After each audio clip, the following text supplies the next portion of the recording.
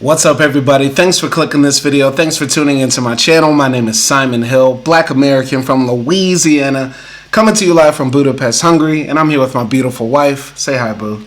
Hi everyone, this is Akdi and I'm from Turkey, and today we are reviewing Mysterious Skin. Yes, Mysterious Skin is a 2004 coming-of-age, pedophilic, horror / drama / Christmas movie. It is a Christmas movie. And if you're a messed up individual like me, you'll probably find some of this comedic as well. And it was produced and written by Gregg Araki, though it is based on a book written by the queer novelist Scott Helm. We watched this film a few nights ago, and I had not heard of it before. And I'll give a little bit more background about how we stumbled across it. But Akdi, how did you feel after we watched this? I think after we watched this, I gave it kind of a low score because I'm thinking I was traumatized by this movie. And as I sort of explored more about it, thought more about how the movie portrayed its themes, I kind of saw the vision a bit more, I think. I don't know. I was just traumatized. It is a traumatizing movie for me. Yeah. You know, there are a few films that we watch that I think about all the time or that stick with me more. Like, for example, that movie Timbuktu you made us watch. I think about that film a lot. Like, what does it mean to have justice in an unjust society, right? And I think about also, you know, so many of the other films we think about that we've watched and reviewed, but this one will definitely stick with me because those themes are so powerful and the scenes are so memorable too. And this one will probably last with me like the ending scene of Martyrs or you know, so many of the other movies that we watched that aren't coming to mind right now. But yeah, I think it's an interesting film for us to watch because I'm studying to be a sociologist. You're now a trained official psychologist. You know what I mean? No, you're there. So I think this film talks about things that we can think about from our, you know, academic training, but also our own lives in so many different ways. What do you think? Definitely. Just now I was thinking this is a good movie to show psychology students because it shows how childhood traumas affect later in life, and also without judgment. This movie doesn't put any judgment on the circumstances that these people were in. So it's definitely an educational movie to a point. Obviously only make adults watch this. But yeah, I think it's a rich content. Honestly, to be frank, I don't think it's that out of the park to have young teens watch this. I don't think it would be wrong to have, you know, kids who are 15, 16, about to enter adulthood, legal adulthood, to watch this film to help them understand, you know, abuse, to help them, you know, grapple with the abuse they might have gone through, stuff like that. Because part of this film feels very adult, but it also feels like after school special at certain times. What do you think about that? I'm not sure about that. We don't want to create a secondhand trauma because kids, you know, process things differently than adults. Now that we're past our kids stage, we don't have to be paranoid about getting abused as a kid. Right.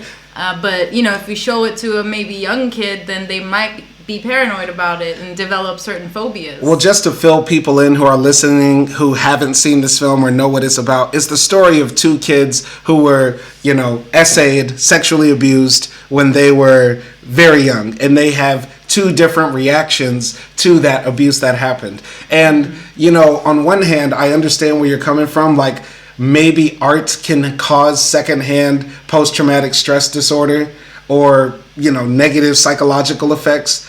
I just feel like great art does do that. And great art can make you realize things that you didn't realize before in your life. Yeah. You know, I think about the Kendrick Lamar song on his album, not GNX, but it was on Mr. Morale, where he talked about, you know, he wasn't sexually abused, but his mom or something like that kept telling him, were you touched? Were you touched? Did it happen to you?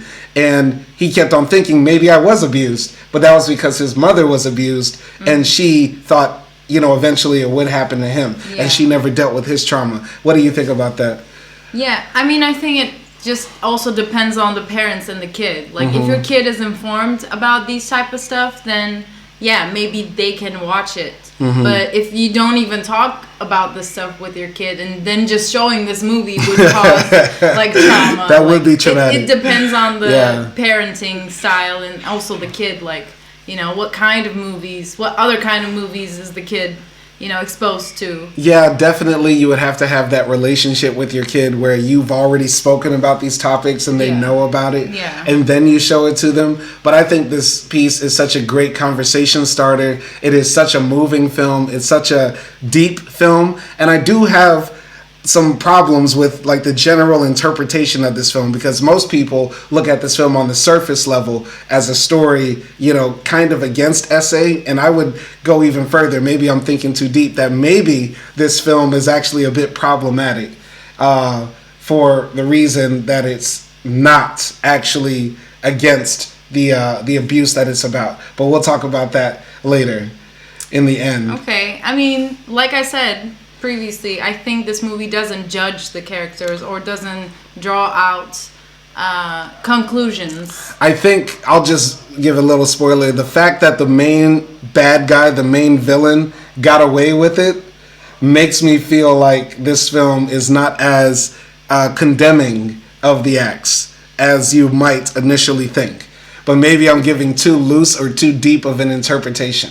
I can understand the first level of interpretation people have when they watch it, and I'm happy that some people might think that. But I'm always thinking about, okay, who is that 4chan user, basement dweller, sick fuck out there that watches this and says, oh, that's so hot. You get what I'm saying? Like, that's how my mind goes, you know? Yeah, I know. But this movie definitely is not a happy ending movie. Yes. And that's not what you're going to get if you hope for that. And it's also true, like, a lot of the times, especially back in, like, where this movie was set, which I believe it's, like, 90s. Especially during that time. The 80s and 90s. Yeah, like, pedophiles were not caught most of the time, you know? So there is some truth to it. Not that it's like, the movie's not saying forgive pedophiles or, you know, don't catch them or anything like that, but I think it still says, look what this did. Yeah, so definitely. That makes an impact, I definitely. think. But I think that's a bit more complex and nuanced, so we're going to talk about that at the ending. I have a lot to say about that. Okay. But first, let's talk about how we got to this film. So basically, you know, Akdi and I have movie nights often, and we were trying to watch another film that we will review later, 1970s Mandingo, but that didn't work online. So then I went to our second favorite site for watching free movies, which is effedupmovies.com. I just clicked around 3 times and saw this film and said, okay, we're watching that. I had no idea what it was about. I didn't read the summary. I just saw Joseph Gordon-Levitt on the cover, and I was like, you know what? I've never seen a film by him, and it's interesting that this guy that I think of as being like a, you know, rom-com / teen heartthrob type of dude on effedupmovies.com. Let me see what he's about. You know what I mean? So that's how we stumbled upon it. So yeah, any comments on that? Yeah, I mean, I think I saw like the poster or something somewhere in a website, but I've never like really knew what it was about, or I didn't know anything about it. So it was also like a shock for me, you know? I can't think of any other movies I've seen Gordon-Levitt in other than Miracle at St. Anna, which he only really has a cameo in. We reviewed that film. I can't think of me sitting down watching a film he starred in. Have you? He was in Inception. Oh, yeah. I watched Inception a long time ago. I thought it was a bit overrated. People love that movie. I thought it was a bit overdone. I mean, it was like the beginning of those sci-fi, you know. Yeah, post-Matrix films. And I also saw him like in this romantic drama movie, like 500 Days of Summer or something like that. Okay. Which also like kind of made him more famous, like more mainstream, not famous. But yeah, I've seen him like maybe 2 or 3 movies. Yeah, okay. Now, going on to the director of this film, his name is Gregg Araki, and I've never heard of him before. He's actually a Japanese-American director, and he's known for being like the the progenitor, the origin point of new queer cinema. And apparently he has a trilogy that's considered a cult classic called The Teenage Apocalypse. The 3 films are Totally Fucked Up in 1993, The Doom Generation in 95, and Nowhere in 97. But Mysterious Skin is one of his like Hallmark films. And I'm interested to see his other stuff. I mean, after watching Mysterious Skin, if these other films are cult classics and people love them, I want to see what else he's got. What did you think of, Gregg Araki's directing style? Yeah, I think it was very nice. Like, some of the shots were very artistic and the overall, like, vibe of the movie. Because this movie is told by, like, 2 perspectives, right? There are 2 kind of main characters in this movie, and we hear them both, but it still is not confusing. It's very smooth in the way that it's told, and I really liked his like directory style. Yeah, the other queer films that we've watched, like the South African film whose name escapes me, Valley of Thousand Hills. Yeah, Valley of a Thousand Hills. They're usually, dramas and stuff about the forbidden love between 2 gay characters, right? I'm hesitant to call this a queer film or an LGBTQ film in the sense that, it's about tragedy and abuse of children, right? And, labeling this film new queer cinema, I'm not that familiar with the genre and everything like that, but I don't know if I want to include this in the list of our LGBTQ films when we do our Oscars after our next 100. But how do you feel? I think it would be a dishonor not to, because his genre is called new queer cinema. And, I'm guessing as a queer person, maybe he is, I'm not sure. But if he's defining it as that, then I'm not sure, like, if we should change that. But also, like, when I ask you, like, what would you define as a black movie, like, it's anything that involves black culture, you say. And I think this also includes queer culture. Yeah, I mean, one of the characters, Neil, I would say he was gay, right? But he was unfortunately abused while he was gay, and that's the movie's the ramifications of his abuse, right? I don't know if I would call a black movie a film where, neo-Nazis run around beating up black people, and then at the end, they get away with it. You know what I mean? Like, I feel like, a queer film should be, like, uplifting for gay folks, not putting them down. And that's sort of like how I feel with this film to some degree. I don't think, to be a black movie or to be a queer movie, it should be always uplifting that community. I think it's also important to tell those real traumas in those communities. And I think that also makes them a queer movie or a black movie. And also this movie involves the life of a gay man in the 90s and the 80s. And that involves a lot of political stuff like AIDS, like sex work and everything. So I think it has a lot of elements of queer reality. The thing is, I'm just old enough to remember that one of the reasons people said, oh, there shouldn't be gay public school teachers, there shouldn't be gay soldiers, there shouldn't be, gay people working at hospitals, is because gay people prey on children. Right? And this was like an old stereotype that I never believed in. It's not something that I hold to my heart, but I know that there's probably still some people that hold those views in their mind, that gay people are naturally going to be preyers of children, predators of children, because for some reason they have to replicate gayness. Because they can't reproduce, they have to make new gay people. This is like a theme that the right-wing fascists, anti-homophobes have. You get what I'm saying? So watching this film, I felt like I was watching a bit of that propaganda to some degree, especially in the early scenes. You know what I'm saying? Yeah, that also came to my mind, like, as I was watching it. But obviously we don't want to continue that stereotype that, gay men are pedophiles or anything like that. But we should also acknowledge the fact that, especially I think in this movie, gay men who are presenting as straight men can be pedophiles. Because, the safest way to keep your secret is through a child. And then also, like, within their psychology, they desire a child and things like that. So, it's not necessarily putting a blame on the whole community, I think, in this movie. Yeah. Obviously, if you're dumb and, you know, you can take it like that, but...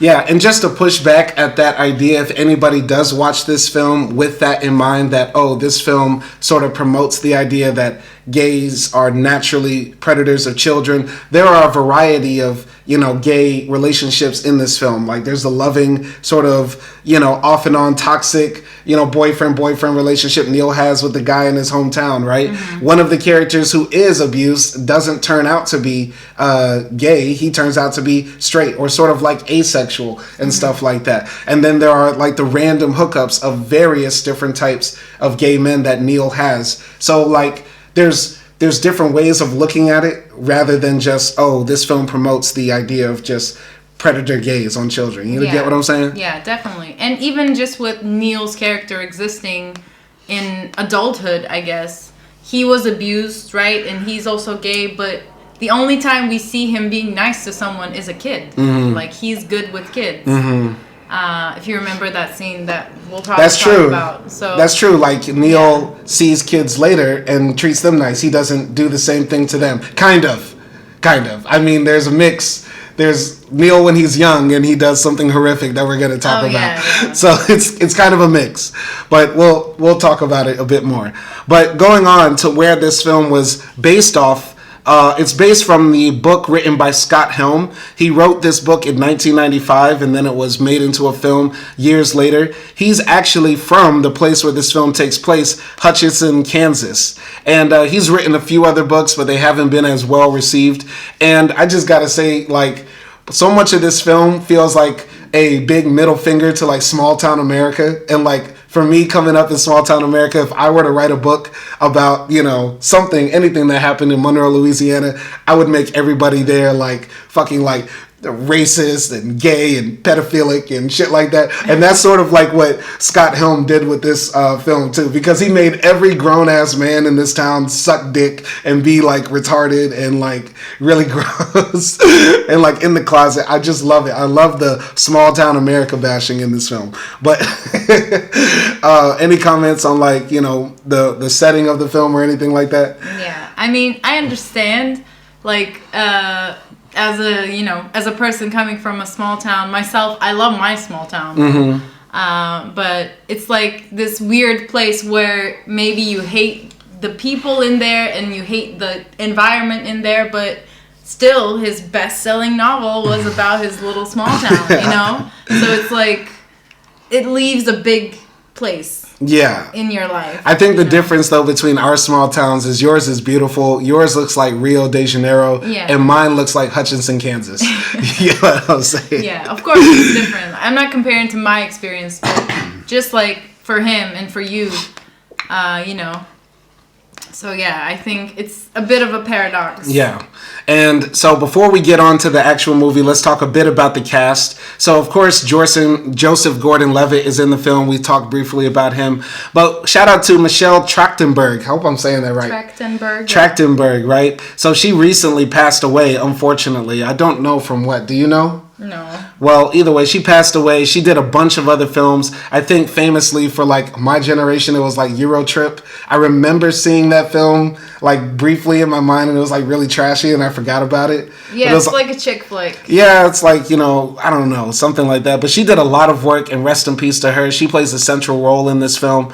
And also, Brady Corbett plays Brian Lackey, the other main character in this film. And Brady has now started doing like films and stuff. He recently did, you know, the critically acclaimed Brutalist. He wrote, directed, and produced that film. So shout out to him. Wow. And but he made another film that I really want to see called Simon Killer. You know what? I actually have this also in my list too. Okay, all right. So this is a film we need to watch just because there's few films with Simon in it. Yeah, that's why I added it too. Like, okay. I was like, oh, Simon. So yeah, shout out to Brady Corbett for like all of his work. He's like still coming up, but man, after doing this film, he like fell off because like in the film he looks like a, you know, cute little blonde hair, blue eyed boy. Yeah. Now he looks like what? a MAGA supporter. Yeah, he looks fully MAGA. I'm not accusing him. Like, maybe he's not. Or maybe he is. Like, I don't care. But, you know. Yeah, if you saw Brady Corbett, like, Google Brady Corbett right now. If you saw him on the street, the last thing you want to ask him about is, like, the southern border. Like, the last thing you want to ask him about is, like, QAnon or Jeffrey Epstein. Like, he looks like he's going to go off. Or gay rights. Or Black Lives Matter. Don't. You're asking for it. Let's not judge people from the way they look. Yeah, I know. He's a Hollywood liberal. He's probably cool. Yeah. He's probably cool. But I think maybe he won an award for several of his other films, so shout out to Brady Corbett for having a big career after this film. Anyway, let's get into the story. Okay. Yeah. So the story is very interesting. It has two main characters, and the film opens with this boy, Brian Lackey, saying, you know, in first person, I just remember waking up in a closet with my nose bleeding. And his mom comes and gets him out of the closet. He walks out into the living room, and his dad is like on the couch, tired from work. And his sister is like playing with like toys or something like that. And his mom works at the post office and stuff like that. And so, you know, he goes to take like a bath and stuff like that. His father walks by and says, I'm so disappointed in you and losing the baseball game. And the mom is like very supportive of him and stuff like that. But then Brian starts talking about his life and how he kept on having nosebleeds every now and then. He kept fainting repeatedly and wetting the bed, and his parents didn't understand why. His dad just sort of yells at him about it, and his mom just sort of like, you know, consoles him about it. But then he starts talking about like how I was abducted by aliens. I just remember this big blue light coming to take me up, and I just was abducted and experimented on, and maybe that's what happened to me. And there's the scene where later he's sitting at the sitting on the couch with his mom and his sister, and he sees a blue light outside, and it's a UFO, and they all go out and look up at the clouds and see this UFO. What did you think about like the opening scene? Yeah, definitely, like, with the alien theme coming strong, I was like, what is this movie about? Mm-hmm. I told you, like, oh, this is about aliens. Mm-hmm. Like, the first time I saw Brian with a nosebleed, mm-hmm. that's what I thought. Yeah. But yeah, and he also said that he just doesn't remember this 5 hours from his life, mm-hmm. that it's just, like, gone. Mm-hmm. And it was interesting. I was a bit like scared that this was going to be cheesy because of the alien stuff. Yeah. Thank God it wasn't. And I also thought about like the scene where the whole family sees the UFO as mm-hmm. a plot hole. Mm-hmm. Like, you know, and I think we talked about it as well.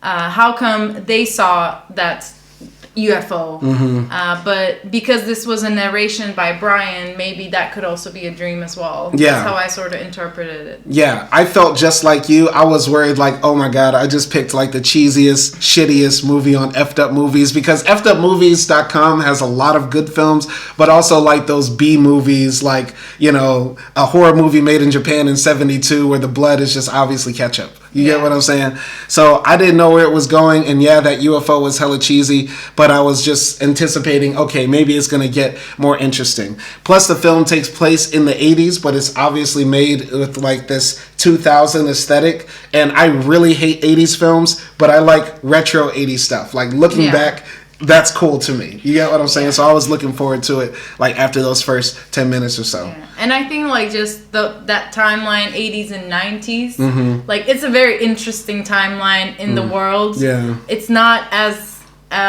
you know, open as the world it is today. We you know, those people didn't have as much internet and stuff like that. So it's a nostalgic, kind of scary times.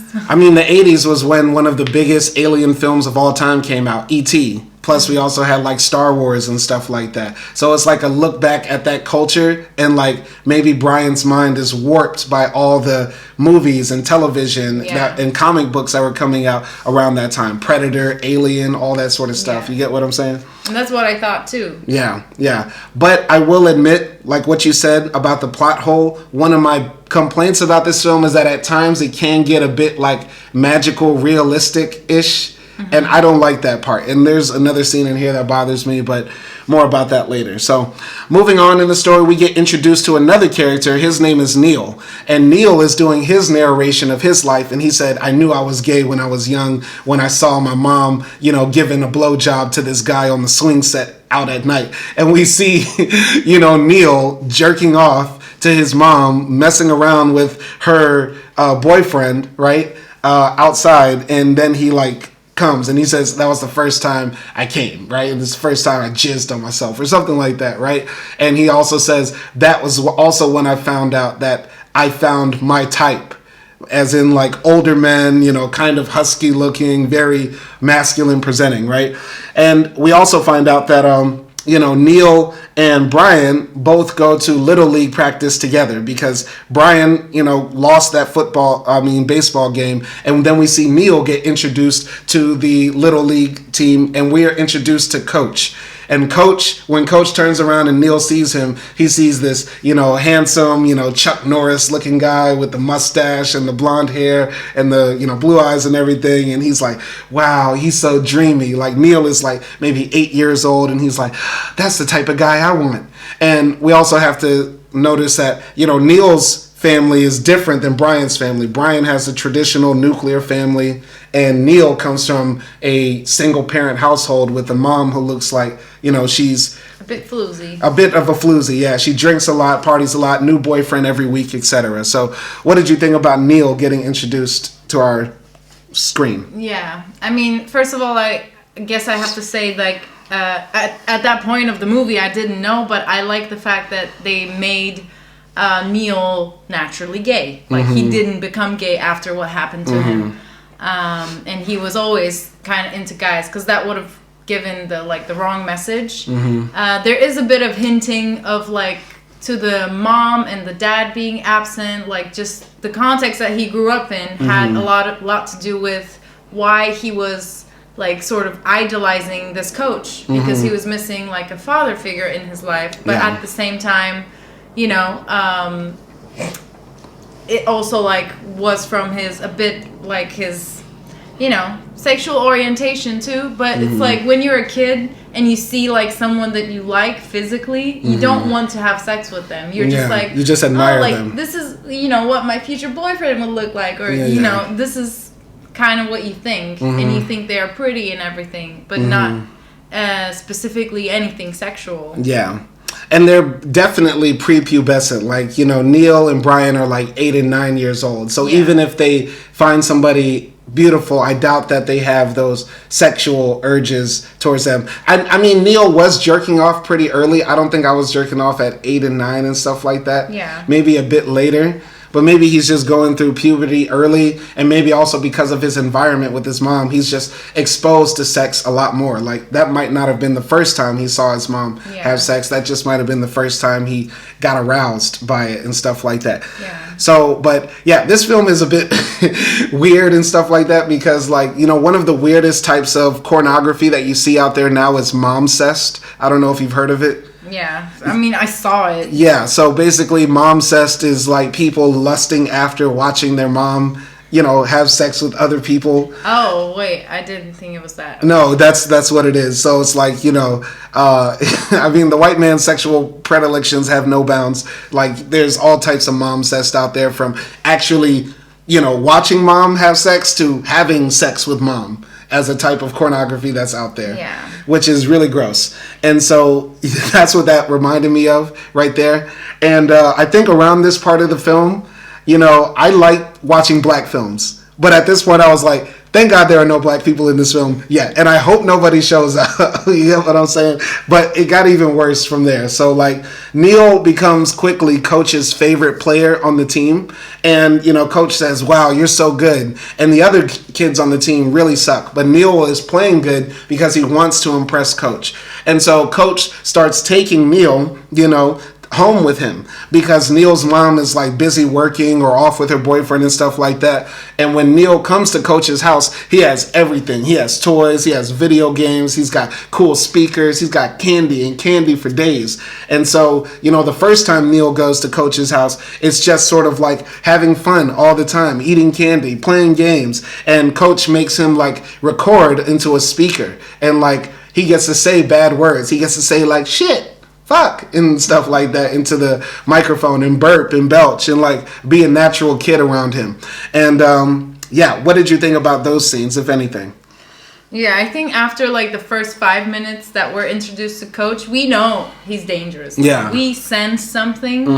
But yeah, when they start to get closer, it definitely like builds like this tension for the audience, and we're like, please don't do it, please don't do it. Yeah, you know it's coming, but you don't know how it's gonna come. Yeah. But I like that they do a good build up, because it doesn't just happen immediately. That's not how predators work. Like, predators take their time to like groom their victims, right? And so it's not until maybe the second or third time, we're not exactly sure, that Coach actually tries Neil. And so he takes Neil into the kitchen and shows him that he has a bunch of Fruit Loops and cereal, and they're about to have cereal for breakfast, which is still the best dinner. Cereal for breakfast is still the best dinner. Cereal for dinner, not breakfast. Sorry, cereal for dinner. Cereal for dinner, cereal for breakfast, cereal for lunch, whatever. Let me not butcher it. Anyway, Neil and Coach sit down to have cereal. They pop open the Fruit Loops, but Neil accidentally breaks the box and causes the Fruit Loops to like spill all over the floor. And he thinks that Coach is going to be mad at him, but instead Coach opens up the cereal and throws it over his head, and they start breaking over cereal boxes and throwing them everywhere. And then after they start spilling the cereal, Coach finally says, "Here we go. It's going to happen." And then he starts to kneel in closely to Neil. And then he says, "Neil, when I like somebody, this is how I show them I like them. I kiss them. And there's nothing wrong with that." And we see him like put his head on Neil's stomach and stuff like that. And Gregg Araki does this great shot where Coach's face like comes closer to the camera, and it's almost like he's kissing you, and you feel like you're being abused. And that's why this film is so traumatizing. Because I'm like, no, stop kissing me, nigga, get the fuck. Like, and you feel so helpless. That's what's so terrifying about it. And you don't see the actual abuse, but you know kind of what happens. And then Neil says he kissed all around my mouth and got it all wet and shiny, and I felt his tongue in my mouth every time I spat, and it burnt and stuff like that. And Coach says you liked it, didn't you? You did like it, and you're not going to tell anybody, right? And stuff like that. And that's how the abuse starts. What did you think of that scene? Ooh, yeah. Like you said, I definitely love the way they show how the predator works. And also, it also shows like this other part where no matter how good of a parent you are, or, no matter how much you try to protect your kid, this also might happen, because this person is an employee at a school. And most of the time parents trust teachers, right? Or coaches or whatever. And and I think like just the heartbreaking thing for me was this kid really like trusted this adult, and he had very like pure emotions and feelings about him. And just as like he was experiencing this like fatherly, I don't know, fun moments that made him laugh, this happened to him. Imagine being traumatized over cereal and then you can never get to eat it again. Yeah, that's horrific. That traumatizing. So yeah, it was definitely one of the highlights of the movie. It's such a really captivating scene, sad scene. I mean, at that moment that child is changed forever, right? I knew at that point that that's probably really what happened to Brian, though I wasn't exactly sure.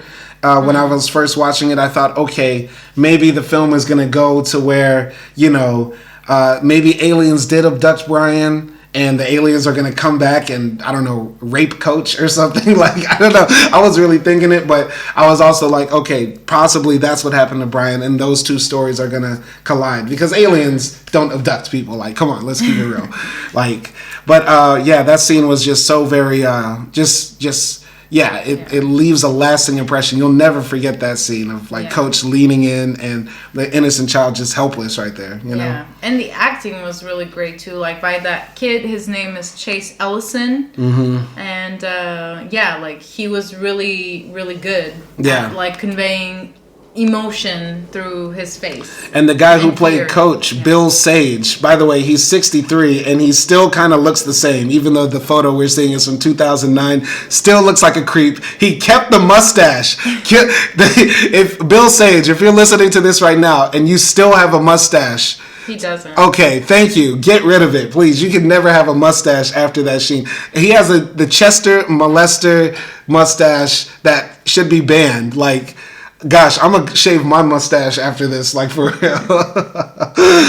But yeah, moving forward in the film, so the abuse with Coach probably continues to happen in Neil as we fast forward 2 more years to 1983 when we first see Neil and Patrick, maybe closely acknowledge each other during Halloween. Neil is dressed up like a phantom or something like that, and Brian is dressed up like the devil. And Neil meets his best friend, Wendy Peterson, played by Michelle Trachtenberg, and he says something to the effect of like, if I was straight, Wendy would have been my crush. We would have fell in love. I would have got her pregnant in high school and stuff like that. But instead, she became my best friend. So it's like, the girlfriend with the gay best friend type of thing. And so we also see that Neil has now become like a full predator himself because he captures this kid during Halloween who is obviously like mentally disabled and says, "Come with me or we'll kill you." And so they take this kid, lay him down on the ground, put firecrackers in his mouth, tell him, "Don't move or we'll kill you," and shoot the firecrackers out of his mouth, leaving like these red scars where the burns came on his face. And the kid is just flabbergasted. He doesn't know what to do. Wendy is watching Neil do all of this as like this 8-year-old kid. And then Neil says, "Don't worry, I'll do something to make you feel better." He pulls down the kid's pants and starts jerking him off and possibly giving him head to. And Wendy just sits there and watch. What did you think about that scene? Oh my God. Yeah. I mean, I think, this is sort of like his first reactions to the abuse, maybe. And he's also made to believe that it's okay and this is how you act towards a person if you want to make them happy or something like that. Like, he's been conditioned like that by the coach. And, obviously, he's evil for doing that. That scene was so disturbing. Like, the kid that was laying down and got like his mouth bloody and everything. But for Wendy, I wish they explained like the attraction between them because like Neil defines her as her soulmate, and I understand that. But if I was a little girl and I saw that, I would run away. But maybe her past is also fucked up or something like that, and she doesn't end up running away, and she ends up staying. And I think at that point she knows like Neil is fucked up and she just embraces it. Yeah.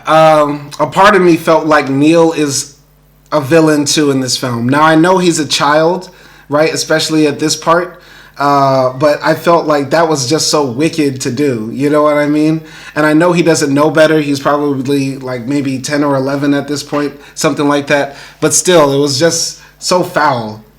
And a part of me feels like, continuing on in this film, I never really forgave Neil for that. So when we talk about the ending, a part of me is going to be like a bit more harsh on him than maybe you will. Yeah, but it's like also just throughout the movie, even when he's a bit older and like a coming of age adult, right? He still is not really in acceptance of the fact that he got abused. Like, he does not know that's also until the end. I mean, that's also problematic for me, and we'll talk about that too. Yeah, but, it's like those type of traumas have different ways of showing up for kids, and some parents might interpret that as like, oh, he's evil or something like that, because, just from the research of, from psychology, you see kids drawing like killing scenes and murder scenes and things like that. And or some of them even commit crimes because of these things. So it's like, it really is something heavy and distorts your moral perception because what is being done to you is completely immoral. Yeah.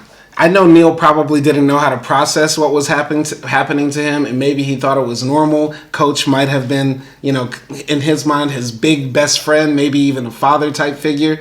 But like, sometimes evil acts, even if somebody is under a delusion, can still be evil. Like we're talking about Diddy right now, right? Like we know for a fact, or we can at least reasonably assume he didn't think he was running a criminal organization, sex trafficking women. But, you know, the fact that he had somebody doing freak offs for hours and hours on end, we look at it now like, yo, that's wild. That's kind of evil. You get what I'm saying? Yeah. And I know that's an adult versus a child and stuff like that. But like in our society, we still punish children for committing murder. We don't give them life sentences. But if like a 10-year-old shoots their dad dead, which can only happen in America because we have guns everywhere, we still put that child away for some time. You get what I'm saying? We don't just let them back out in the street. Yeah. You know?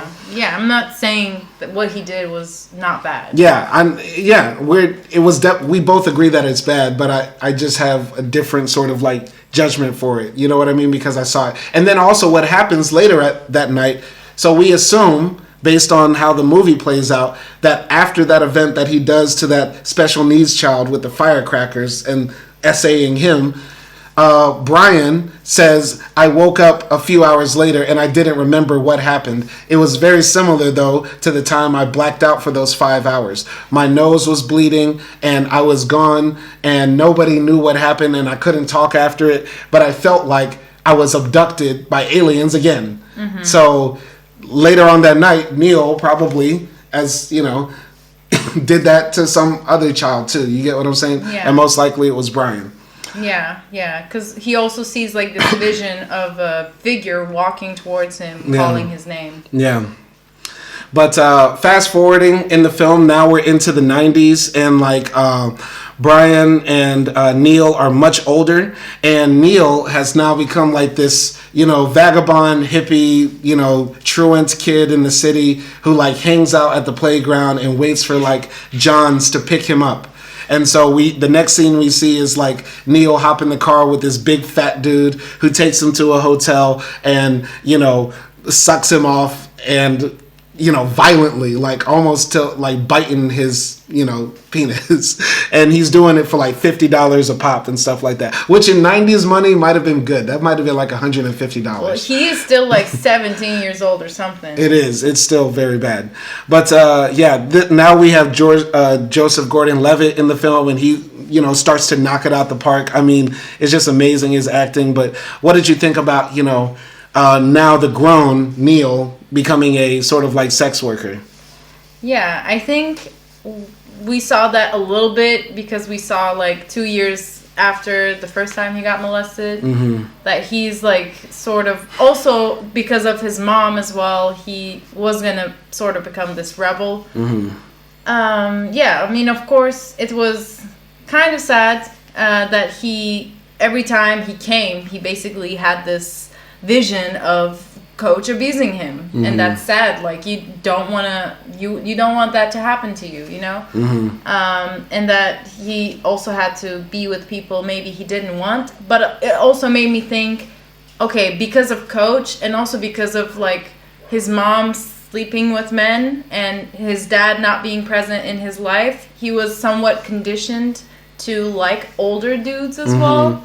So I felt in a way he was attracted to older men. Yeah, I think he did have a genuine attraction to like older guys. Whether he got abused or not, he might not have slept with a big fat dude, but he would have liked, you know, bears. You know what I mean? He would have been attracted like to the bit of a father issue. Yeah, well, he would have liked daddy type guys. Like, you know what I mean? He would have grown up to be a small little twink and grew up wanting the, you know, the macho men, you know what I'm saying? Yeah. Stuff like that. But I thought the scene when he was first, you know, doing the sex work and he's thinking of the Fruit Loops, I was thinking, oh, he misses that. Not that he is paralyzed by that, but he thinks of the Fruit Loops as like a time of innocence and when he first enjoyed sex, and now it's just a job, which is how, because that scene comes exactly when he's about to come. Yeah. I mean, for me, it was neutral. Like, that's just what he remembered. And it was a bit, like, feelingless, you know? But just, as the audience, I was traumatized, so I was traumatized again. Yeah. You know, Neil is still friends with Wendy. Wendy knows all of his secrets, like, even after that first encounter that we see on screen when his penis is almost eaten off by this big dude. He shows Wendy, and she's like, Jesus Christ, you got to be careful out there. And they both go to like this old drive-in theater, and they talk about their dreams of like leaving this small town. And there's this one scene that I really didn't like. Like, they pick up this speaker and say, "You hear that? That's the voice of God." And like these, little snowflakes fall down and stuff like that. But I really didn't like that scene because it felt too cheesy for me. But any comments? Yeah, I didn't really like it either, because what was the point? Just to provide a little bit, because people say that this is like a traumatic but also beautiful movie at the same time. Like, you watch this film and you feel sad but also hopeful. And that's what I kind of don't like. It mixes too much of the coming of age, whimsical hopefulness of youth with the trauma of real like real abuse. You get what I'm saying?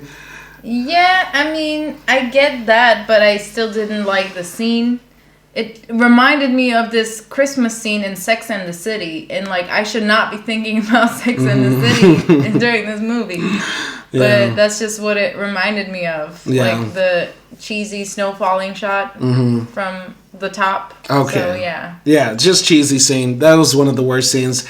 I mean, this movie is kind of so good that you can literally pick and point to exactly the parts you don't like, because everything else is generally kind of flawless as a film, in my opinion. Yeah. But now we're going on to Brian. Brian has grown up and he's become like a total dweeb, like a total asexual nerd.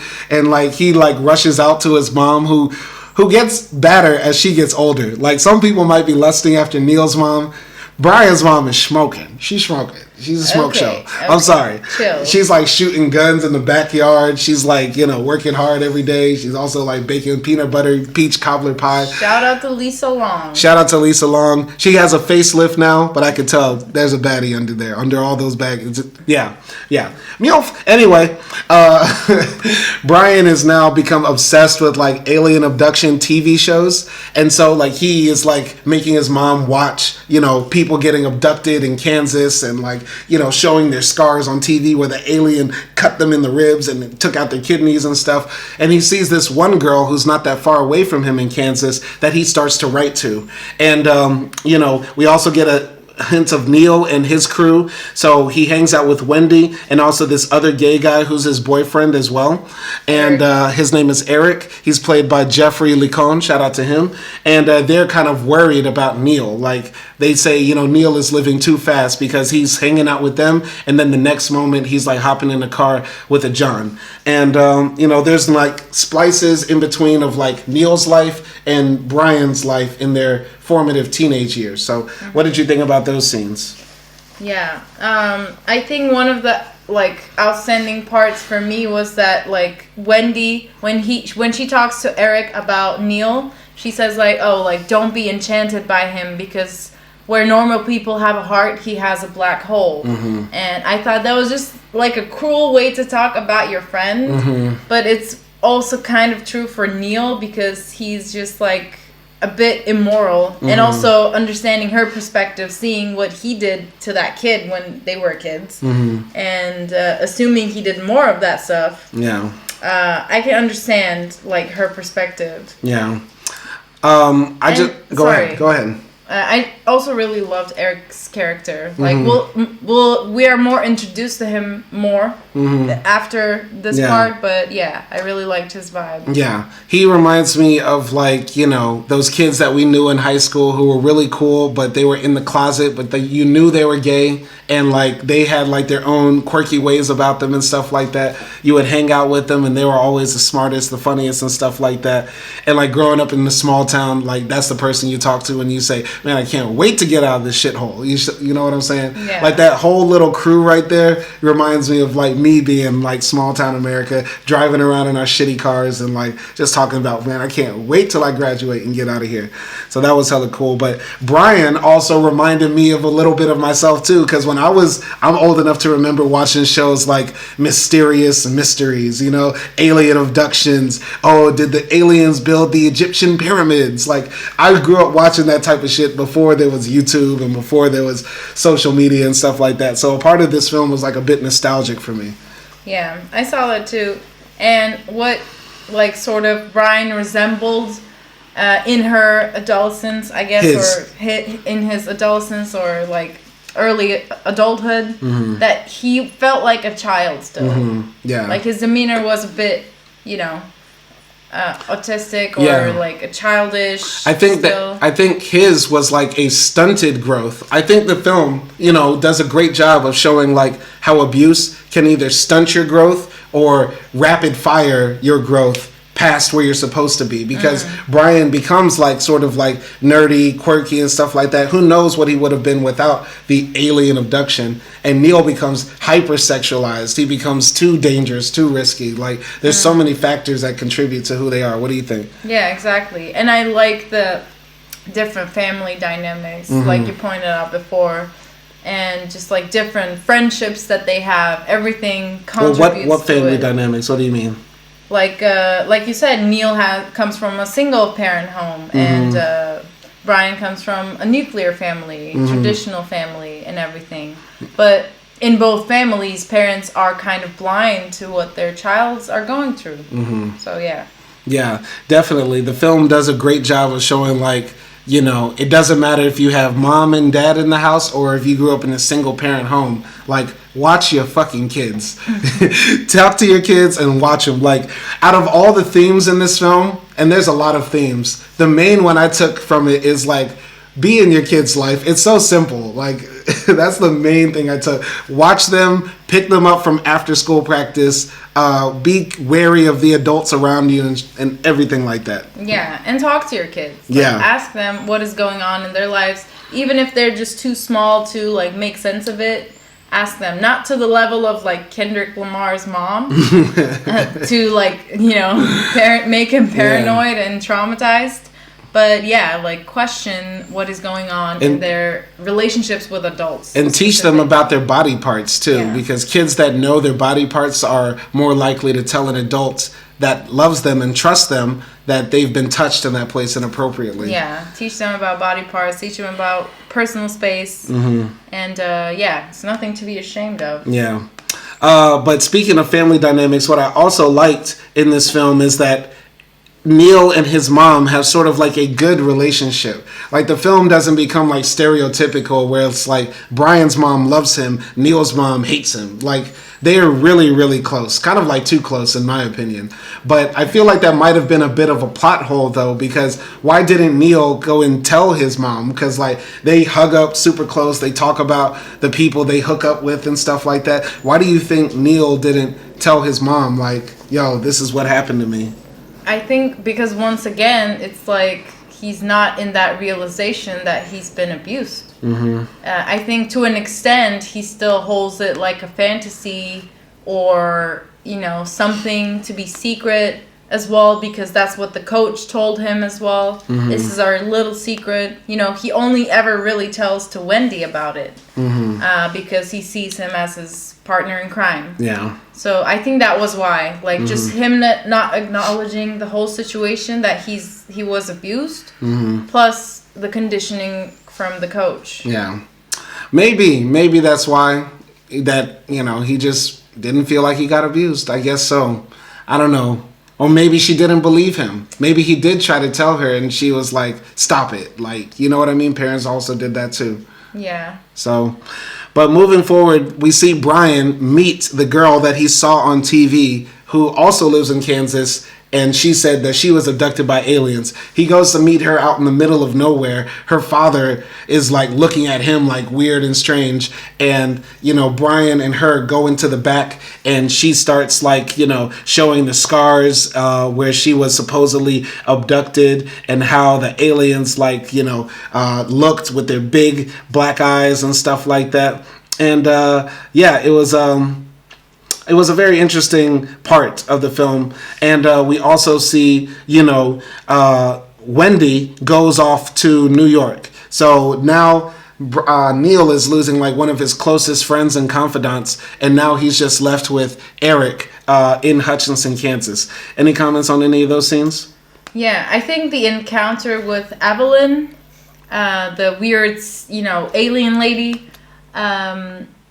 it felt like what it was, kind of. Like, it felt like she was alone in the middle of nowhere with a weird dad, you know? We never saw her mother in the movie. And, yeah, it was like a little Mormon girl, basically. And she's just becoming to be a teenager, a woman.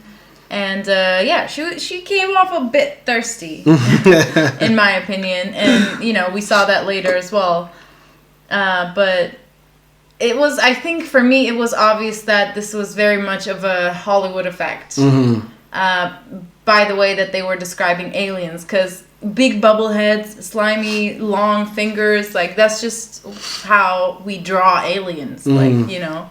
And I don't think that's what actual aliens would look like, even if they exist, you know. Yeah, I mean, that was like, you know, there have been so many theories on why people described the Greys, as they call them, as like big eyes and gray skin and stuff like that. And people have said like the Greys represent like the starving African child, because like the images of like starving Ethiopian and African children were put into American minds like around the 1960s and 70s. And so when an image enters into media and into public consciousness, it can then transform as like, oh, those far away, distant people.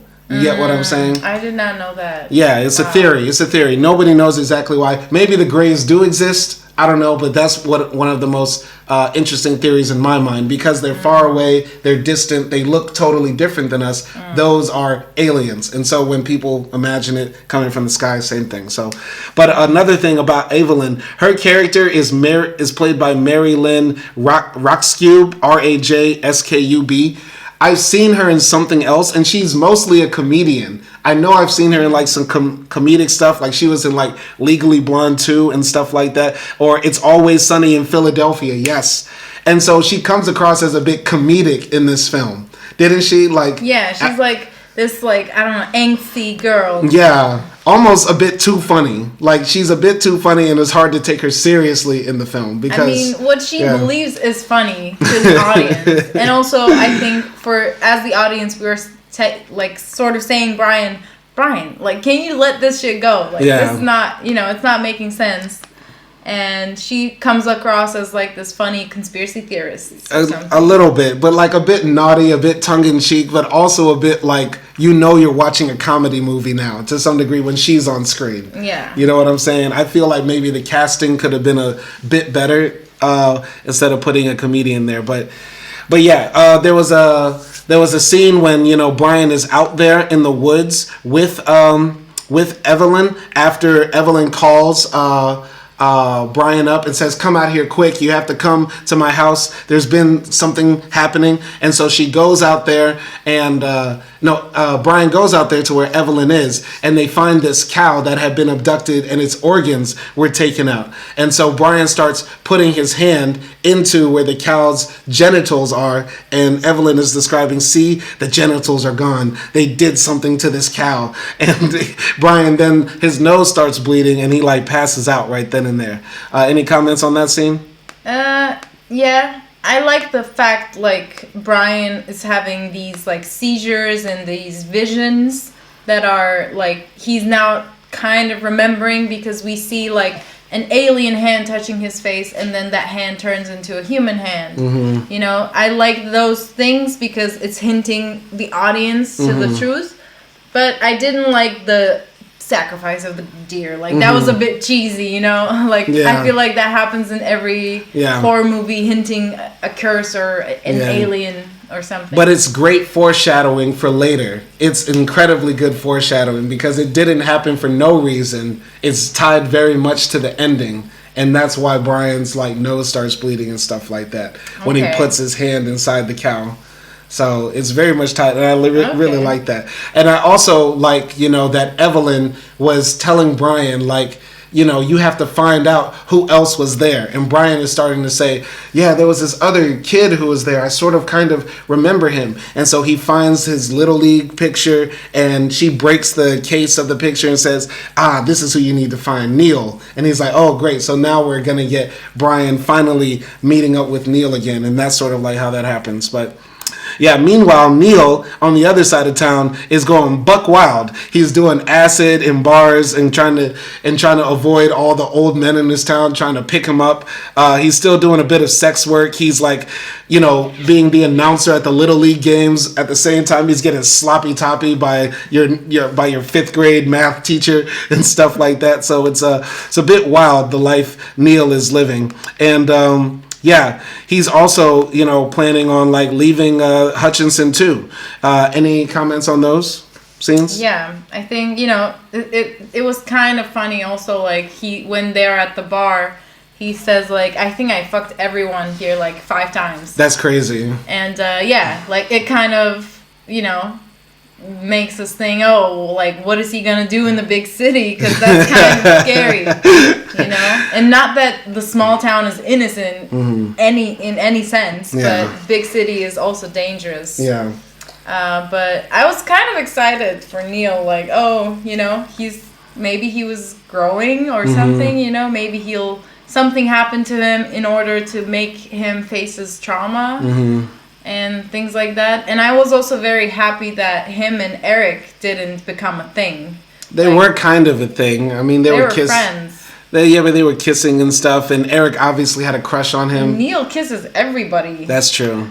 That's true. Yeah, I think after like Wendy's warning, Eric didn't really go into that territory with Neil. And I was glad because Eric is like someone who cares. Yeah. Like he's just a good person. Eric is somebody who cares, and Eric also discovers like Neil's horrible secret because like there's one time when Eric comes to crash at Neil's house and Neil is like too drunk to like stand up or think and anything. And so he goes into the drawer of Neil and finds the picture of him and Coach at Little League. He also finds the audio cassettes of like Neil saying shit and fuck into the microphone and stuff like that, and all the money that he got from selling bussy all across town. So he sort of is able to piece together Neil's story and stuff like that. But I think the question then arises like, why didn't Eric talk to Neil about that? You know what I'm saying? Because it's the 90s or the 80s or whatever. Like, who talks about this shit back then? Like, nobody.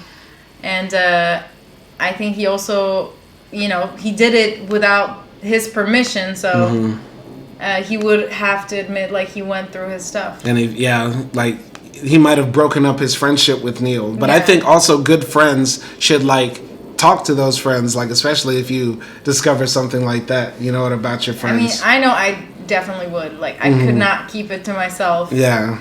So, yeah. Yeah, good friends don't let other friends keep their molestation inside. Be a good friend. Be a good friend and talk to him. Anyway, so Neil is about to like go to New York, and before he's about to get on the bus, because apparently planes hadn't been invented in the 90s. Maybe it was that expensive to fly. Who knows? How far is it from Kansas to New York? It's probably no more than 2.5 hours. Okay, then why would you need a plane? Because a bus is going to take 3.5 days. That's why I said, like, how far? No, the plane is 2.5 hours. The bus is going to be 3.5 days. But that was the 90s, I guess. Yeah, and he's a sex worker, like, teenager boy. But he's got a grip of money. But I guess he used all that money to move into, like, a closet in Flatbush, Brooklyn. Yeah. So, anyway, so he's about to get on the bus, and he discovers that he has crabs. When Eric says, like, yo, bro, you got crabs all over your pubes. And he's like, it's okay. Just go get this thing called Rid and rub it in and you'll be okay. His mom also comes in and says, I care about you and stuff like that. By the way, one of the problems in this film is that the moms don't age. Neil's mom looks even younger. A decade after we're first introduced to her. So shout out to Elizabeth Shue. She plays his mom, and she still looks the same. Low-rise jeans in the 90s, that was a thing. Yep. Anyway, so Neil moves to New York, and what happens next? Tell me. Okay, then when Neil moves to New York, back in the Hutchinson town, Eric and Brian sort of link up because Brian is looking for Neil, but Neil just left. He shows up at his house, and Eric and him sort of become friends, and they kind of start bonding over Neil and talking about Neil. And also Brian like exposes Eric to like all of his alien conspiracies, and Eric thinks like he's just fun, and you know, he's kind of introducing Brian to a bit of a queer life, a bit of a gothic life. You know, on the edge, and things like that. And meanwhile, like, Eric is writing letters to Neil to let him know what is going on. Yeah. And we see Neil living his life in New York, and he's still doing sex work. He's living with Wendy. And yeah, we see him like hook up with different kinds of guys, and I guess we'll talk more about that. Yeah. I thought the relationship between Eric and Brian was hella cute because it was a montage, coming of age montage. two of our favorite things, or at least coming of age films are some of my favorite, and we love montages. Yeah. So like the montage of them like hanging out, going to like the attic, sitting cross-legged, talking about aliens, hella cute. Yeah, very pure, very like cutesy, very demure. Very pure in a dark ass film. So yeah, Neil becomes like this local legend that people bond over, and I thought that was cool too. He becomes a local legend. I mean, Neil was like, he was that dude, you know what I mean? Yeah. I mean, Hutchinson would have been hella boring without Neil. You know what I mean? If you were living in Hutchinson, you want to be there when Neil is in the city. You feel me? And also, one thing I want to point out, because it was like a foreshadowing when Neil got crabs, and Eric was the one who knew it was crabs, and Neil didn't know it was crabs, despite of the fact that possibly Neil is much more sexually active than Eric. Yeah. Which I think also comes down to like sexual education of your kids, you know? And from like, if Neil doesn't even know what crabs is and he got the disease, we assume that he's been having unprotected sex. I mean, we find that out later in this film, but a part of me feels like this is a bit of a plot hole because Neil knew it was crabs, but he couldn't piece together that Eric knew that it was crabs that Neil had, but he couldn't piece together that Neil got molested because he writes to Neil in the letter, "Were you abducted by a UFO too?" Like, I'm like, come on, don't be that silly. Like, even Eric couldn't even piece it together. When he saw the picture with Neil and the thumb in his mouth from a grown man, like, he couldn't I think he figured it out, but maybe that was him hinting at Neil. Trying to get him to talk about it? Maybe. Who knows? Okay. All right. But yeah, when Neil is in New York City, he's having like a very active sex life. Like the first time he hooks up with this guy at a bar, the guy offers to pay him like, I don't know, $120. So it's almost like triple what he was getting on the streets of Hutchinson, Kansas. And so the guy takes him back and starts making out with him. And it's kind of a bit rough, but also a bit passionate. And, you know, the guy is like, you know, you think this guy is going to like take Neil and tear his booty up. But then he turns around on the bed and says, "Yeah, fuck me with your hot teenage cock."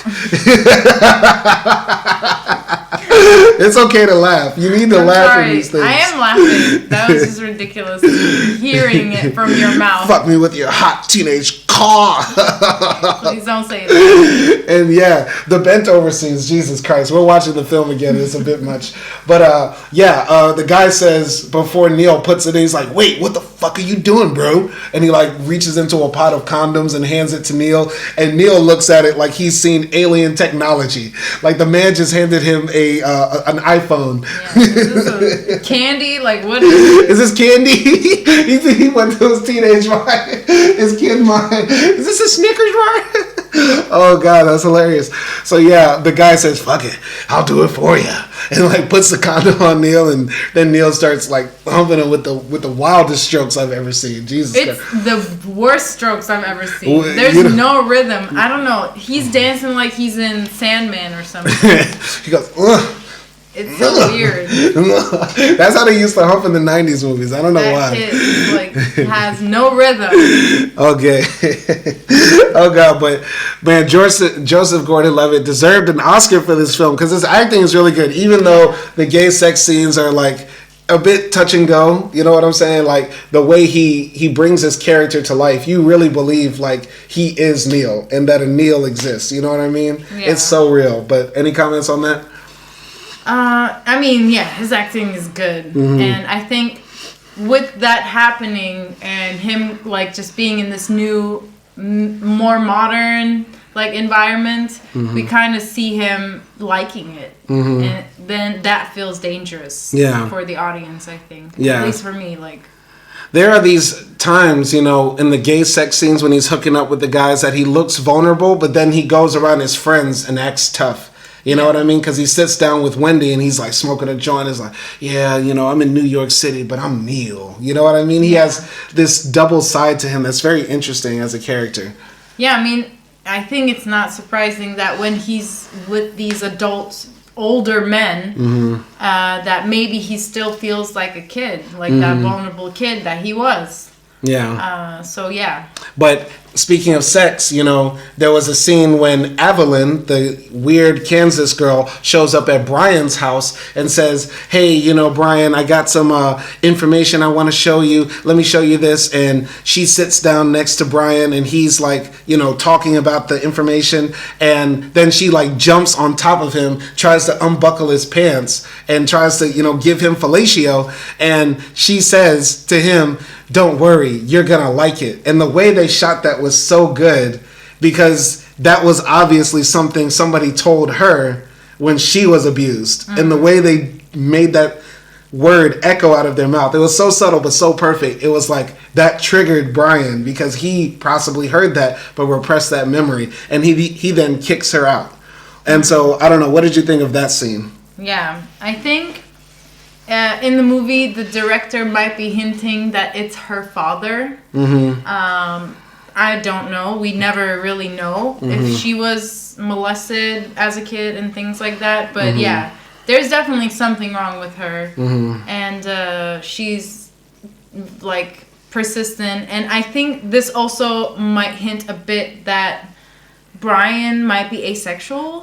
And we don't know if it's because what happened to him or because that's just like his nature. There isn't also any explanation on that, but yeah, that's sort of what I got from there. Yeah, I'm a bit confused about Brian's asexuality. A part of me, you know, feels like he's not a natural asexual, right? Like, I can't even look at Neil as a natural homosexual, and I know that sounds crazy coming out of my mouth. That sounds like something like a conservative would say in 1997, a natural homosexual. But, like, they've both been through something traumatic before they could have consensual relationships. So, like, it's hard for me to ever look at anything they do as, like, sort of like that's naturally who they are. It's been corrupted to some degree to its core.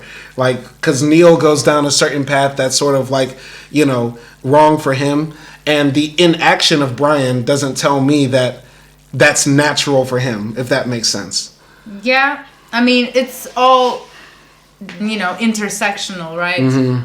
Everything is involved in how they sexually engage in things or not engage in things. But I think it's like, for me, it doesn't really point, or it doesn't really, like, I don't know what to say. It doesn't really prove that they're not naturally that way in their sexual orientation. I think Neil is naturally gay. He is a natural homosexual. But he is not fully one, in the sense that his homosexuality has been twisted to think that, you know, abuse is sort of like okay if it happens to him. It's okay for him to be taken advantage of. It's okay for him to trade his sexuality or sexual favors for gifts, right? Because his first thing was exchanging, you know, sex with an older man for candy, and then it turns into money later. You know what I mean? Yeah, but I think that's also affected by the political environment and economical and social environment of America. Right. Because during that time, and even still today, a lot of homosexuals do sex work. Right. I mean, speaking of the political, social environment, like, the film is talking about alien abductions, which was a weird American cultural phenomenon that lasted for a long ass time. And notice it's all gone away now that we have cell phones. We can record the sky all day and night and nobody sees aliens anymore, which goes to show we were under some sort of psychosis. But I think the film is making a comment about how we in America, like, focus on other types of trauma or fictional types of trauma we undergo instead of like the real monsters that are living right next door or that are among us right now. And a thing about the alien abduction phenomenon is that people said that aliens abducted them and inserted things in their anal cavities. That was a major thing. The aliens abduct you and do anal testing on people. You get what I'm saying? And so I think Scott Helm, when he wrote the book, was like, why are we talking about aliens molesting people? Are people really just scared to talk about the sexual abuse they went through as children? You get what I'm saying? Yeah. And that's what I think the movie is also hinting at with the alien themes and Brian's story. But any comments? Yeah, I mean, it could very well be because also like what you said about the image of the alien and how it was like theorized that it was inspired by the African children that were starving. So it could have multiple aims to cover something bigger that is happening in the world. Yeah. You know, it could be multiple things. Yeah. Because that sort of thing, you know, aliens, it's very intriguing to people who are not thinking about these topics or who don't care about these topics. I mean, the way alien is used in English is so weird because we refer to aliens as like, you know, these creatures that come from outer space, but also the Mexicans crossing the border, right? And I don't know if this is... I don't know how you use it in Turkish, but do you refer to the aliens that come from outer space and also the aliens from Syria? No. Right. Alien means in Turkey uzaylı, which is like, it literally means from space. Like uzay is space. And the Syrians across the border? They are Syrians across the border. But immigrants. Suriyeli or göçmen. Yes. Yes. It's a different word. Exactly. Completely different word. So it's, you know, it's just interesting that we use this term, and I don't know if we're like off the beaten trail, but it is a major theme in this film, right? Like, you know, alien can also be a different experience. Like you can say, I had an alien experience with this, you know, fortune teller lady. Like it was out of body, extraordinary, weird. So like this film is about, to some degree, alien experiences. Like even though they weren't abducted by extraterrestrials, these young boys had a very alien experience to them, right? Like Neil was technically abducted by a stranger and had experiments done on him. Same thing with Brian too. Like this film is very, you know, layered in it, like its story. So yeah. Shall we jump ahead? Yes. So Neil has like very interesting meetings in New York. We basically see 3 different types of sex work encounters that he has. The first one we spoke about where he's introduced to safe sex. The second one I think is very influential is him introduced to an older gay man who possibly has HIV or some other sexually transmitted disease. Yeah, or he has AIDS, and he is you know, dealing with the ravages of it on his body. And so he takes Neil back. He's speaking very slow and he has a raspy voice, and Neil takes off his shirt and he sees all these lesions and it kind of looks very disgusting. And the man says, don't worry, this is going to be the safest encounter of your life. And he just says, I just need you to rub my body. And so Neil, you know, gets on top of him while his back is turned and he's rubbing him, and the guy's just saying, oh my God, it's so good. Yes. And Neil comes home to Wendy and says this was his worst encounter. What did you think about that scene? Yeah, I mean, that scene was very heartbreaking for me, both for the guy and for Neil as well, because it shows how alienated these people with AIDS were made to feel. Like nobody touched them, even people with their own community, because they were scared that they would die, that he has to basically pay a prostitute to rub his back. You know, he doesn't even have friends as such. And and for Neil, like I was just thinking, he is so lucky that he's with a good man, because he could have, like, you know, told him that maybe it's something else and then still had sex with him, and then Neil would have had AIDS. Possibly. So yeah, it was so heartbreaking. I mean, it was kind of weird for me to watch it because the guy, his name is Zeke, he looks like the guy from 2.5 Men. What's his name? Charlie Sheen. He looks like Charlie Sheen. And then this film was made right before Charlie Sheen went crazy. Tiger Blood, Winning, all that stuff, when Charlie Sheen was revealed to have HIV. If you didn't know, Charlie Sheen had AIDS.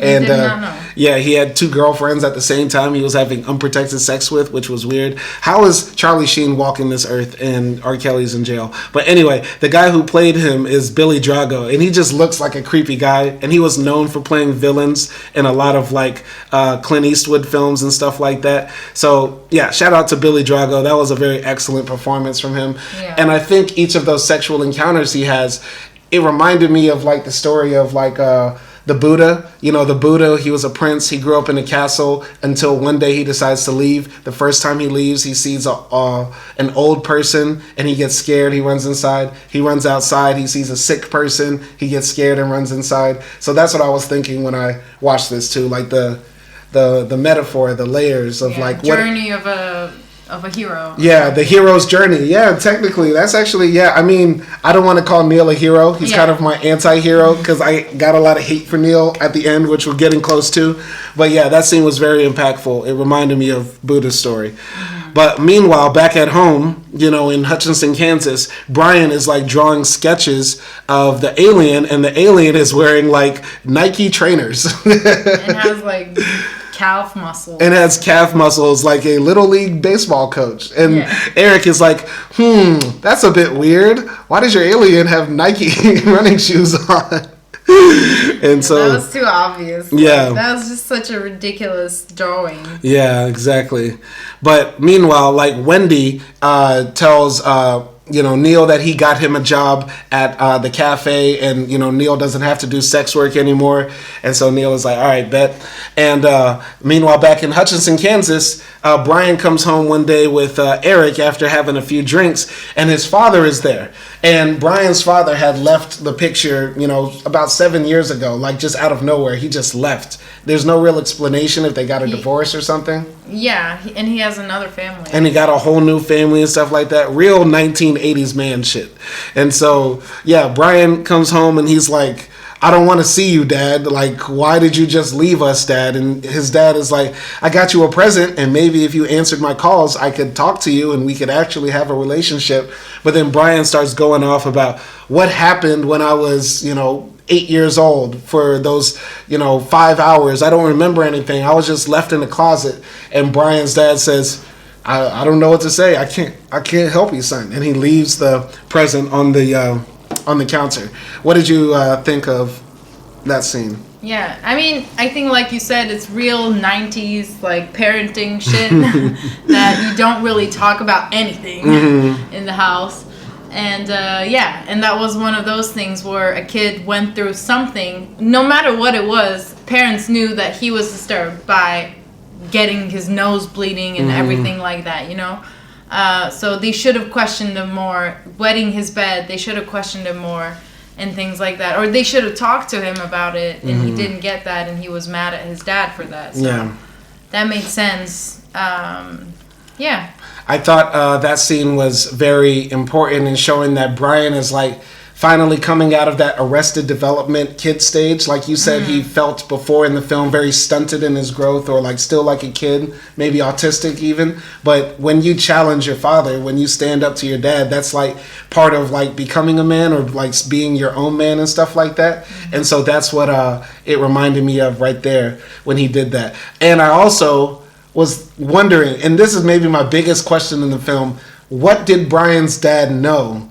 Because the way he answered that question, it felt real and authentic, but I kind of don't believe him. I kind of feel like, number one, all the men in Hutchinson seem to be gay.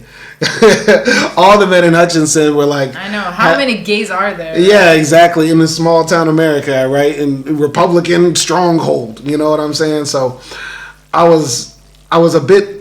I'm still confused about Brian's dad. What do you think? Do you think Brian's dad knew what happened to Brian, or do you think he genuinely did not know?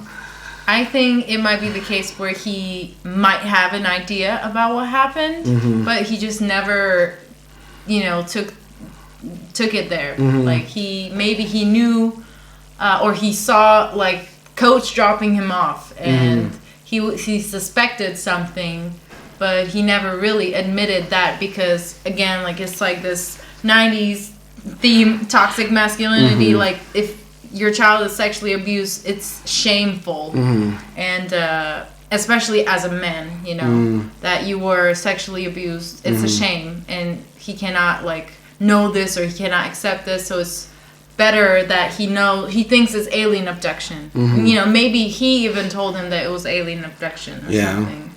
So yeah. I still debate that in my mind. I think that changes the film so much if Brian's father knew. You know what I mean? Because that makes this story even darker and deeper. Yeah. But it also, you know, allows a little bit of mystery. And that's what I kind of like in this film. It doesn't answer all the questions. It just answers enough to get you talking. You know what I'm saying? Yeah. So I like that part. But moving forward in the film, you know, Brian is like trying to get in contact with Neil.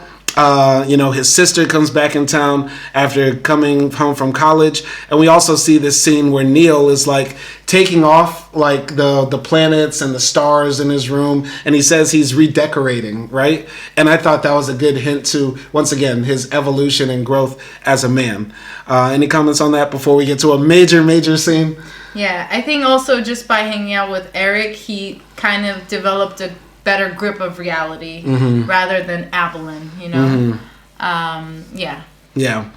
So we see Brian working at Subway or something like that, and it looks like it sucks, right? So Brian goes back to what he knows, walking the streets and selling pussy. And so he gets to this car one day with this, you know, mean mugging looking construction worker guy who just wears a hat, doesn't really look him in the eyes, talks in a deep voice, and drives him far away from New York to a place called Brighton Beach. It looks like a suburb of New York because there's houses and Christmas decorations and stuff like that, which makes me say, this is a Christmas film. No. If 1/3 of the movie takes place during Christmas time, it's a Christmas movie. I don't want to watch this during Christmas. In fact, I don't know if I want to watch this again. Okay.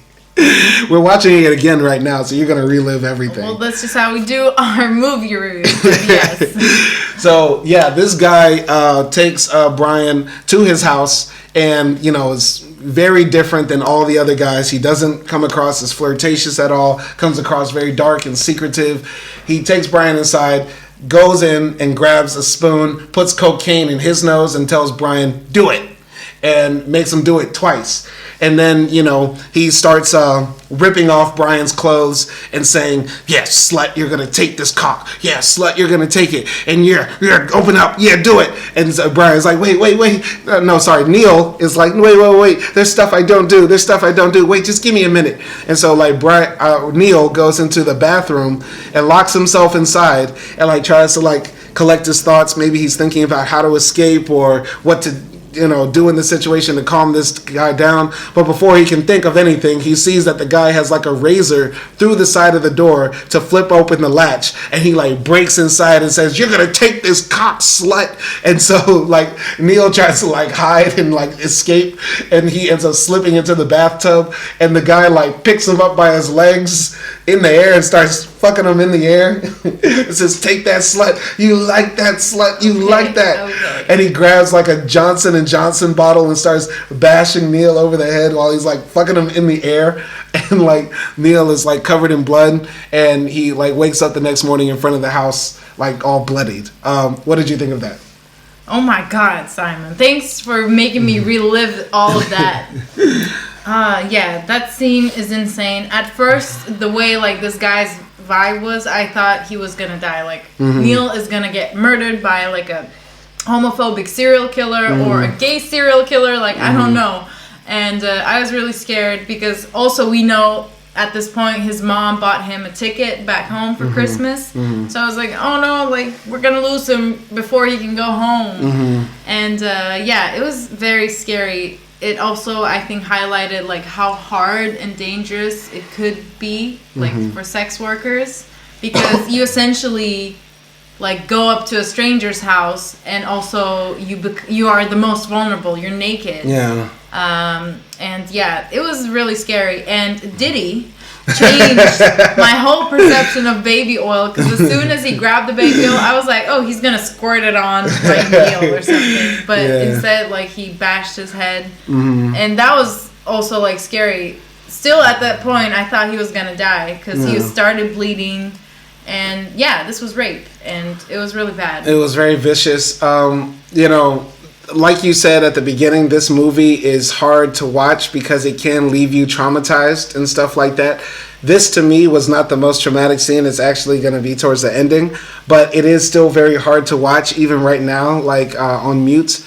And, I was thinking about how would I deal with my trauma, because like this film shows there's two different ways. You can become over-sexualized or stunted in your growth. And you got a bit mad at me when we were watching this film because I started laughing. Mm-hmm. But that's how I feel like I would deal with my trauma, in the sense that like this shit happened to me. It was so horrific. I just have to laugh about it. Like I would probably like, if I ever got to the point of dealing with my trauma, I would say, yeah, this guy fucked me in the air and called me a slut a million times. I know that sounds crazy.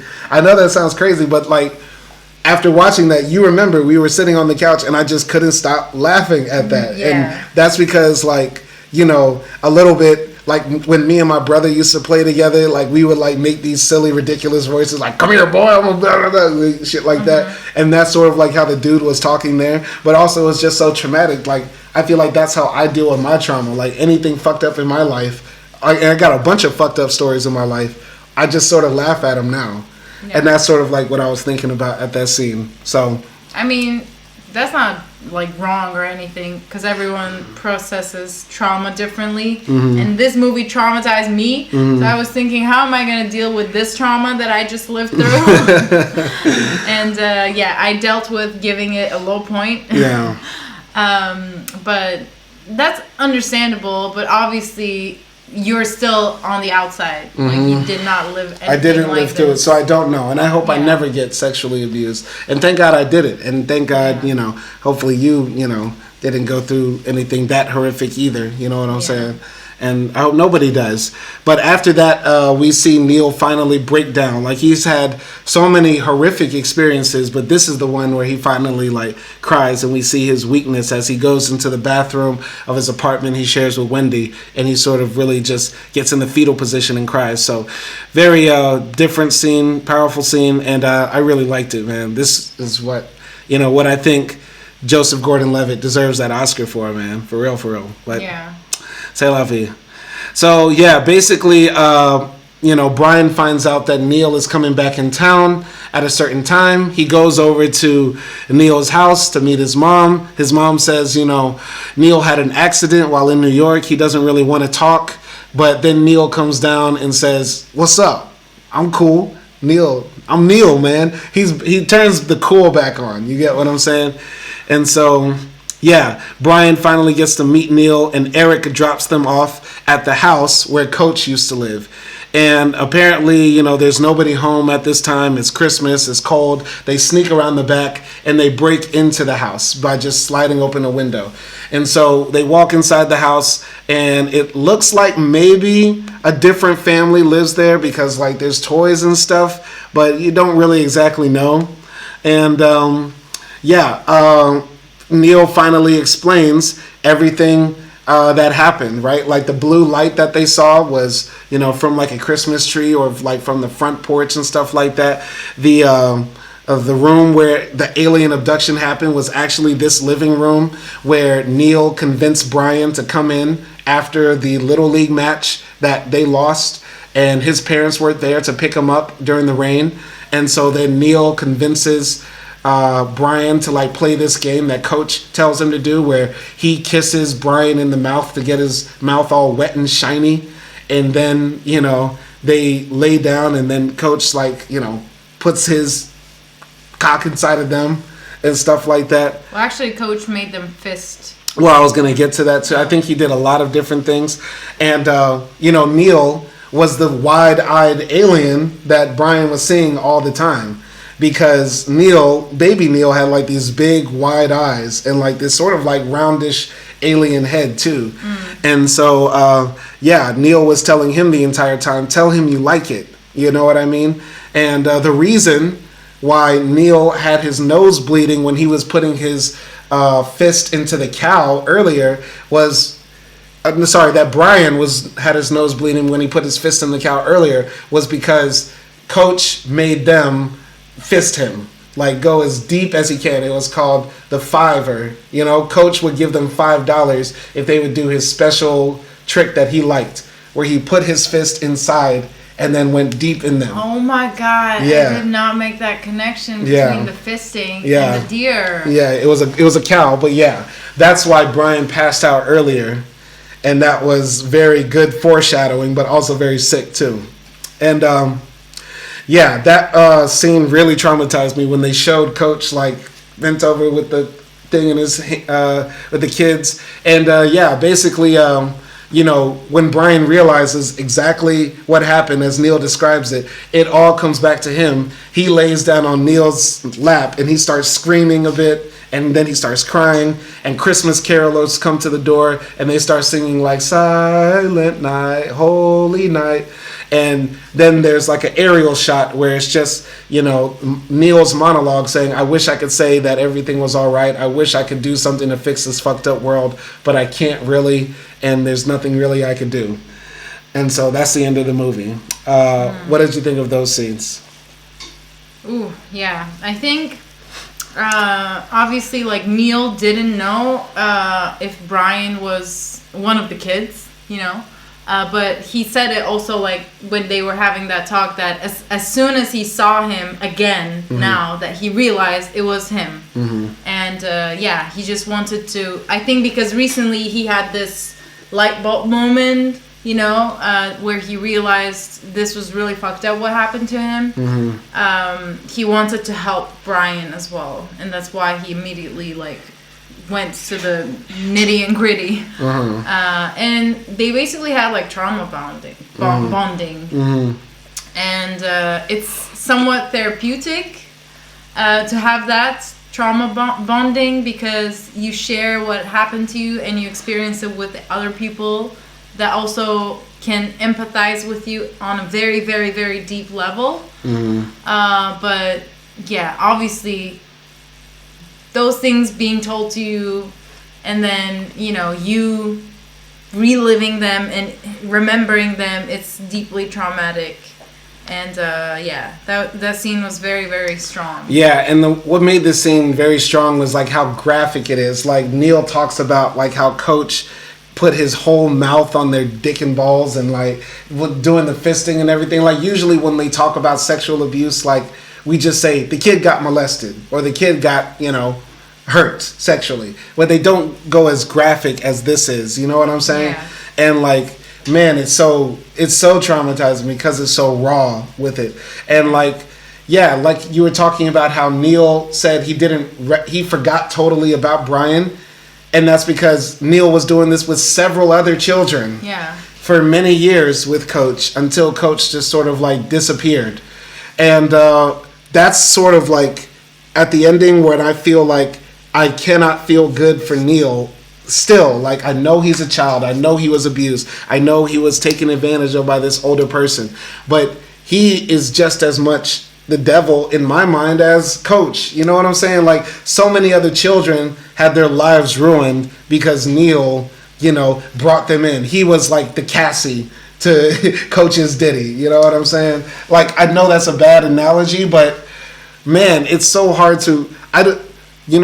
I say all the time, like, I don't believe in forever punishment, and I think there's a better way to deal with, pedophiles in our society than just locking them up forever, stigmatizing them, making them live in ghettoized lives. But still, the victims of it, I feel so much pain for. You know what I'm saying? Yeah.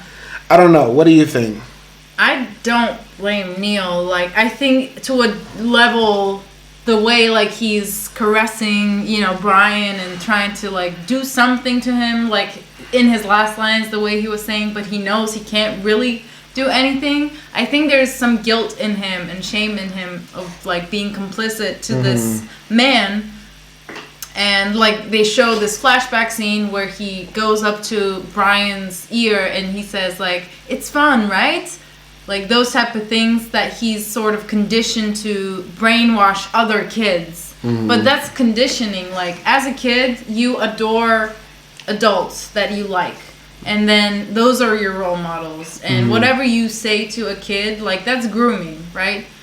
If you constantly tell a kid like, oh, being homophobic is great, then that's what the kid is gonna grow up to be. Or that's what, at least in the kid's childhood.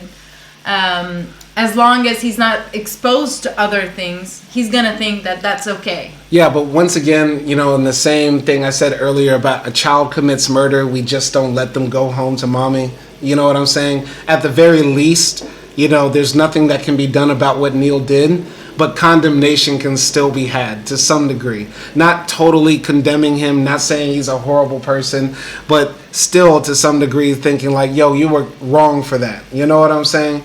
Like, you did inflict more harm, even though you were a child. I know that he's a child and like he was abused and under somebody else's spell, but the least I can do, I can't just walk away from this film and say, Neil's just a victim, totally innocent, to blame. I know where you're coming from because he was brainwashed in that, but it's like, even if you're brainwashed, like the people that own slaves were brainwashed. I'm not going to say, oh, they get to go to heaven too. Or they're condemned. They're not condemned to me too. They were mostly adults, though. They were adults too, but they were living in this society where it was okay to do horrific things to other people and dehumanize them. Like, I know Neil was brainwashed. He didn't know better and stuff like that. But I still feel to some degree like there should be some blame and condemnation I have for him and his actions. Yeah. That's just me though. I mean, that's from the looks of it. That's not gonna happen. But also, like, the life that he's living is a bit of a karma of that, I think. So, I don't think he needs any additional... I'm not saying, like, send Neil to jail for what he did. I mean, he's a fictional character. I'm not saying, like, make a sequel to the movie where Neil gets beat up, right? I think even more importantly than Neil is Coach, right? And this is one of my big problems with the film. I'm an American. We like happy endings. The dragon gets killed. The supervillain gets locked away forever. Coach is the best that ever did it and got away with it in the Hall of Fame of pedophilia. Like, there's like Roman Catholic priests that lived 300 years ago. And then there's Coach. Like, these are the best to get away with it that ever did it in the Hall of Fame. You know what I'm saying? Yeah. And Elvis Presley had sex with a 14-year-old girl and never faced any sort of consequences. Married her even. Anyway, I don't like that this film ends with Coach just sort of disappearing into the wind. And a part of me feels like the end of the film, or this entire film, is really just Coach reliving his memories and maybe thinking, man, I probably fucked up those kids' lives.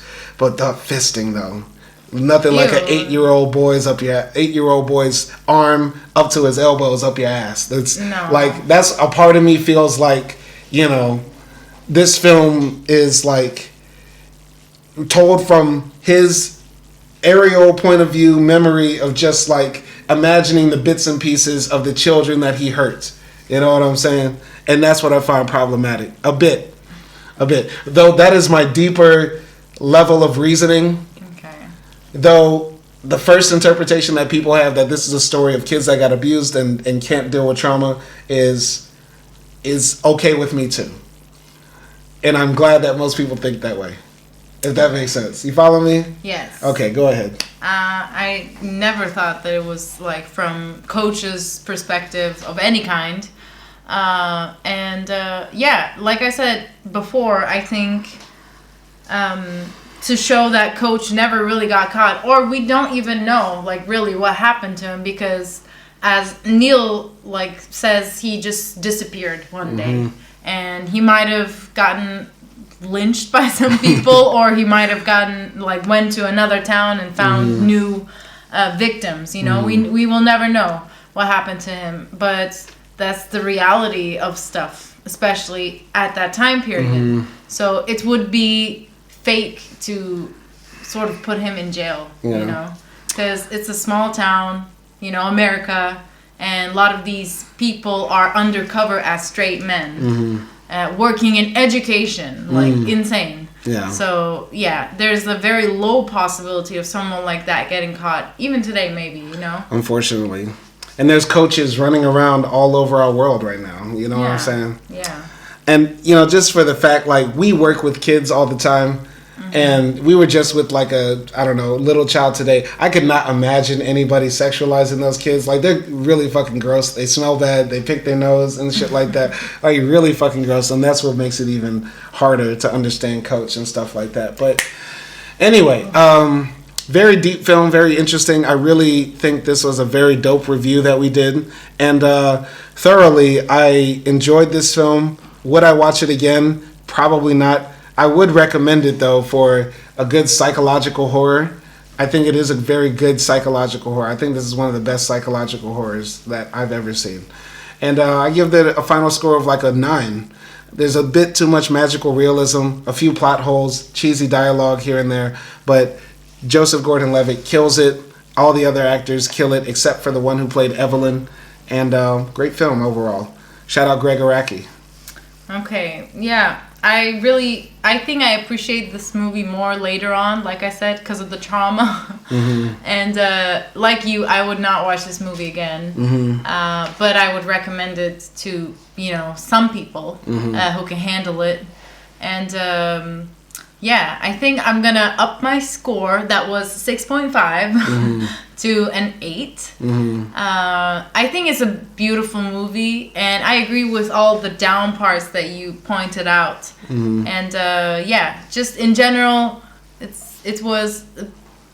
it literally made me feel sick in my stomach, and mm-hmm. that's what my additional 1 point downgrade comes from. Not that it's necessarily a bad thing, but it's just a personal thing. Yeah, that I don't really enjoy feeling sick. But usually a movie that would make you feel that, it would be very bloody and gory and just like kind of like Martyrs-ish. No, really. I think it's more connected to but those things being connected to also emotions mm-hmm. and trauma and mindset. So I classify this as a psychological Christmas horror. Oh my God. Okay. Would you call it a psych horror film?